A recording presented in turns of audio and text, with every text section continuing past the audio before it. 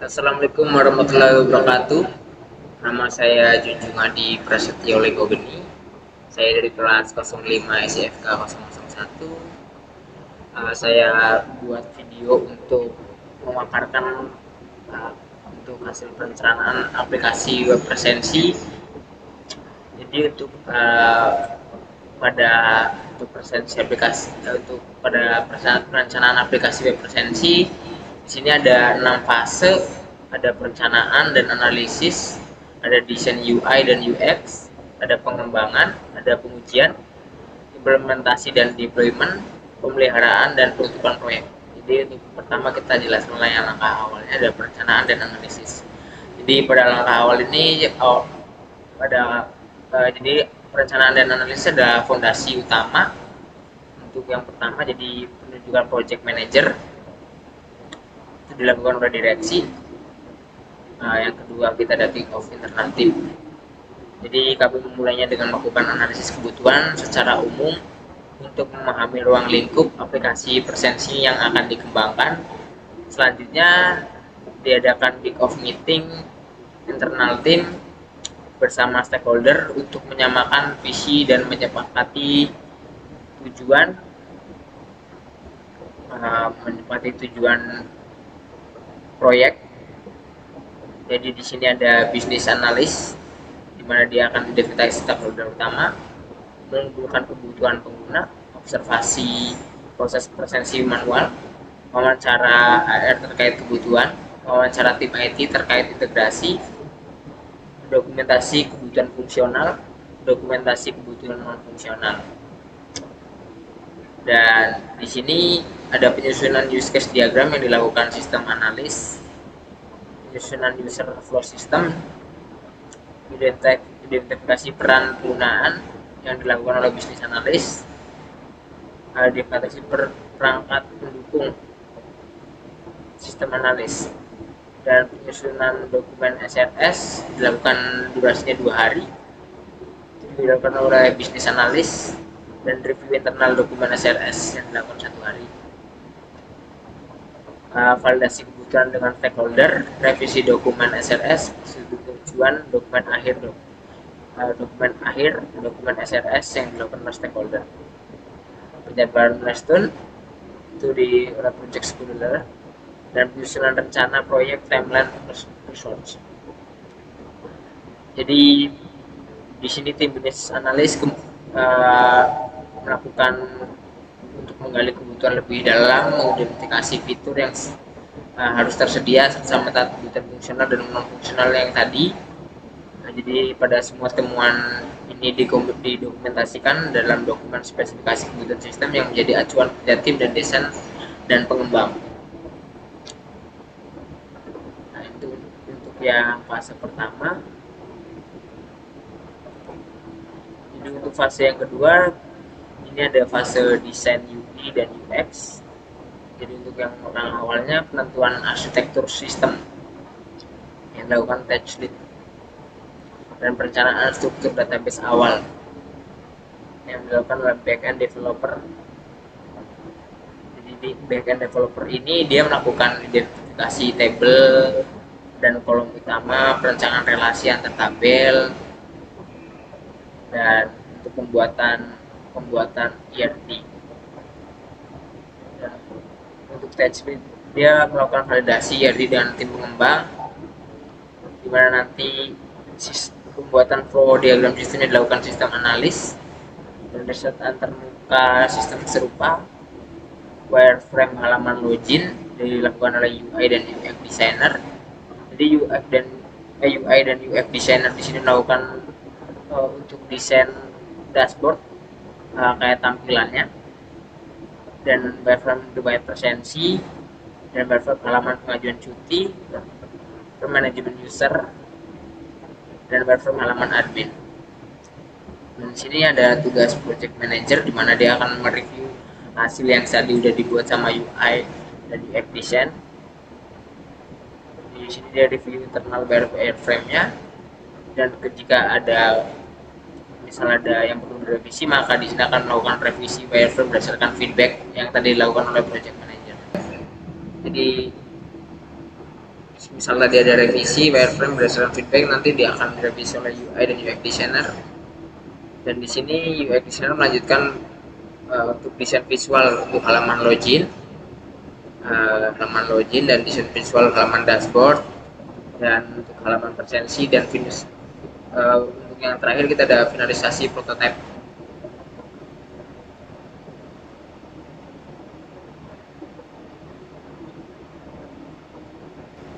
Jadi pada fase kedua ini tim UI dan UX mengambil alih. Jadi kami pada fase kedua ini memulai dengan pembuatan wireframe, yaitu kerangka awal tampilan aplikasi seperti login dashboard, halaman riwayat presensi. Jadi setelah itu bisa dibuat lengkap dengan warna, ikon, dan tipografi yang sesuai dengan perusahaan. Jadi setelah desain ini kemudian ditinjau bersama manajer proyek yang tadi, di mana yang ini ditinjau untuk yang reviewnya. Jadi pada fase ini penting untuk memastikan aplikasi mudah digunakan dan nyaman secara visual.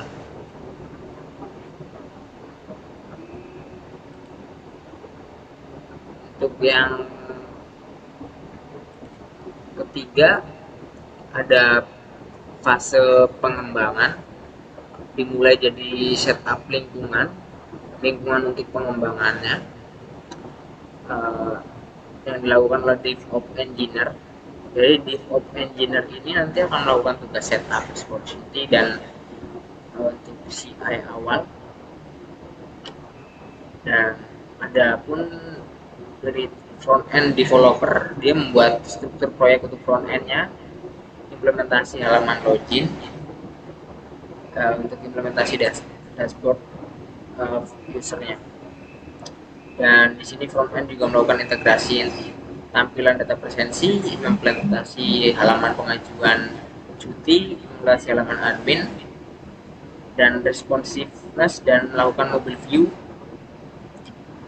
Adapun nanti ada tugas dari di mana backend developer, nanti dia membuat setup struktur proyek backendnya, pembuatan endpoint login, dan pembuatan endpoint dashboard presensi, pembuatan endpoint riwayat presensi, endpoint pengajuan dan persetujuan cuti, manajemen akun dan role user, transkripsi data, dan keamanan API.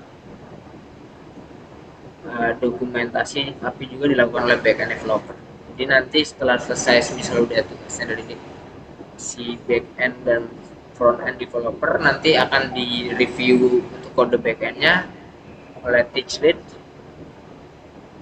dan integrasi front end dan back end akan dilakukan oleh full stack developer. Jadi pada fase pengembang ini dia merupakan fase yang lumayan panjang, dimana awalnya kita melakukan link untuk pengembangan dan termasuk konfigurasi backend dan front end. Pengembangan front end ini dilakukan dengan membangun halaman login, dashboard, form pengajuan cuti, hingga halaman laporan kehadiran. Sementara di backend tim mengembangkan sistem autentikasi, pengelolaan database presensi, serta API untuk manajemen user, absensi harian, dan izin. Jadi untuk semua ini dilakukan agar integrasi antara front end dan back end untuk memastikan semua berjalan secara sinkron. Dan untuk yang fase keempat, kita ada fase untuk pengujian.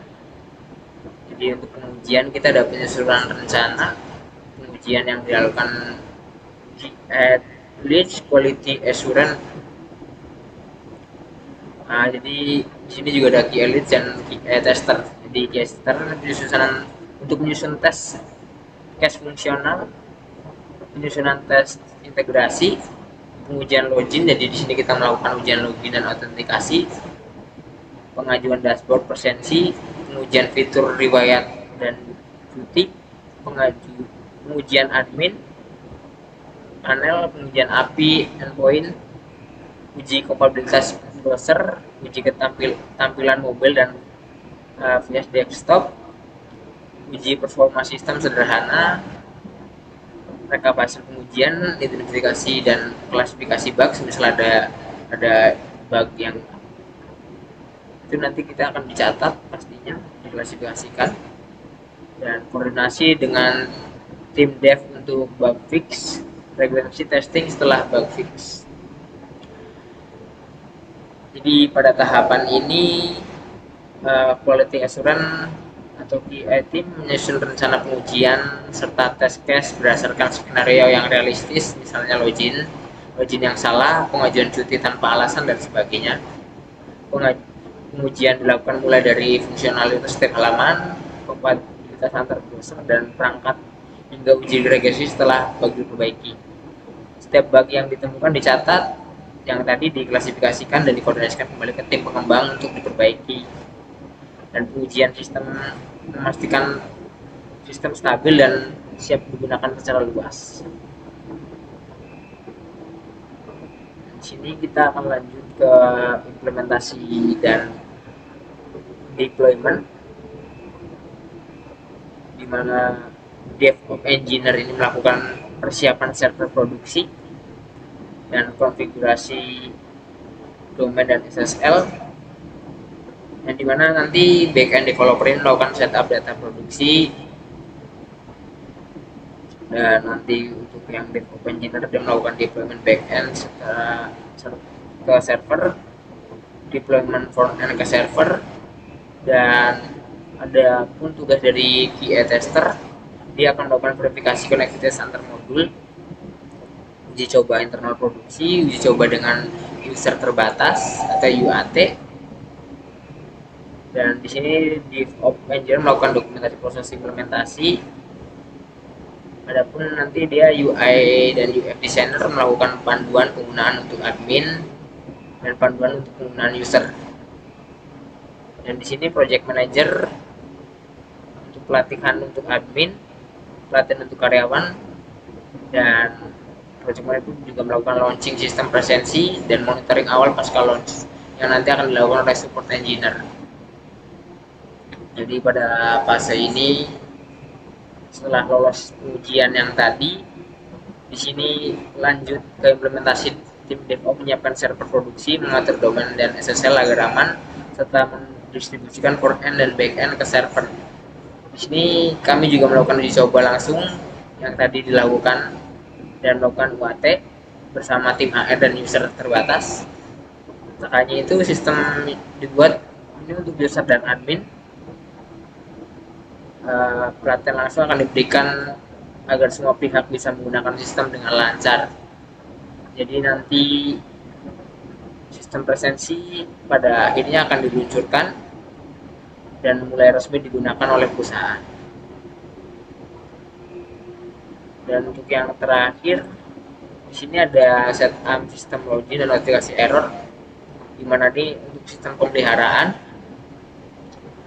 Jadi nanti misal ada notifikasi error, dia akan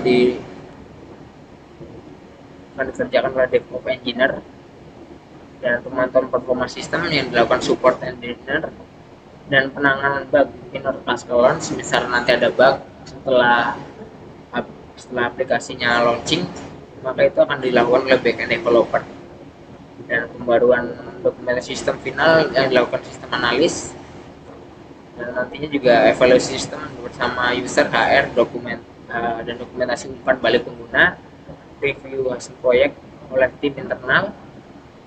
Jadi di sini project manager akan melakukan pembuatan laporan akhir proyek dan serah terima sistem ke perusahaan, itu dilakukan oleh project manager, dan penutupan proyek secara resmi. Jadi untuk tahap yang akhir ini, pemeliharaan dan penutupan proyek, tim melakukan monitoring performa sistem, menyiapkan sistem logging error, dan memperbaiki bug minor pasca launch. Jadi kami di sini juga memperbarui dokumentasi sistem dan menerima dan mendokumentasikan umpan balik pengguna, serta melakukan review internal untuk menilai efektivitas kerja tim. Dan proyek diakhiri dengan pembuatan laporan akhir yang dilakukan oleh project manager tadi, dan secara resmi akan diserahkan ke perusahaan. Dan itu penutupan proyek secara resmi dilakukan oleh project manager. Nah, cukup sekian dari saya untuk penjelasannya tentang project Microsoft Project yang saya buat, di mana saya melakukan uh, membuat perencanaan aplikasi web resensi. Dia ada 6 fase yang tadi.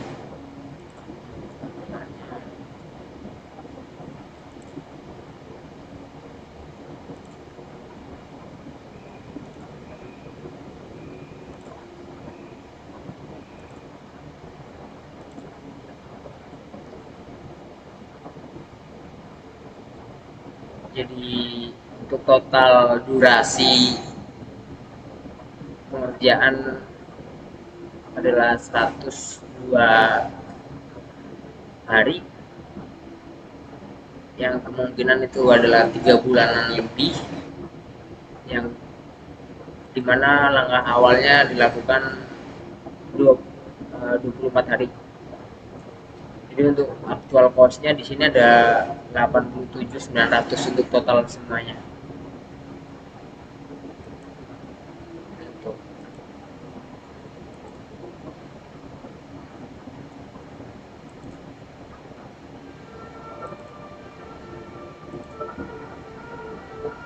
pengembangan untuk desain dia ada sama juga 24 hari, dimana actual cost-nya dia menghabiskan 17.350, dan pengembangan juga paling lama karena dia kan membuat yang tadi, mengembangkan aplikasinya, buatan kayak dashboard dan lain-lainnya dan login, itu juga 30 hari, dan gayanya dia 20.900, dan untuk pengujian dia 18 hari, itu ada untuk gayanya 12.800, dan 17 hari untuk implementasi dan deployment ini 14.650, dan untuk pemeliharaan dan peluncuran proyek itu totalnya 1 hari itu 8.300. Sebentar, ini ada kesalahan, bukan 1 hari tapi itu dia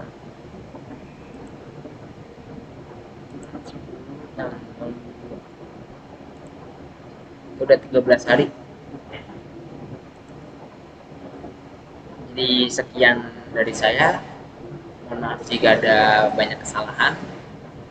Assalamualaikum warahmatullahi wabarakatuh.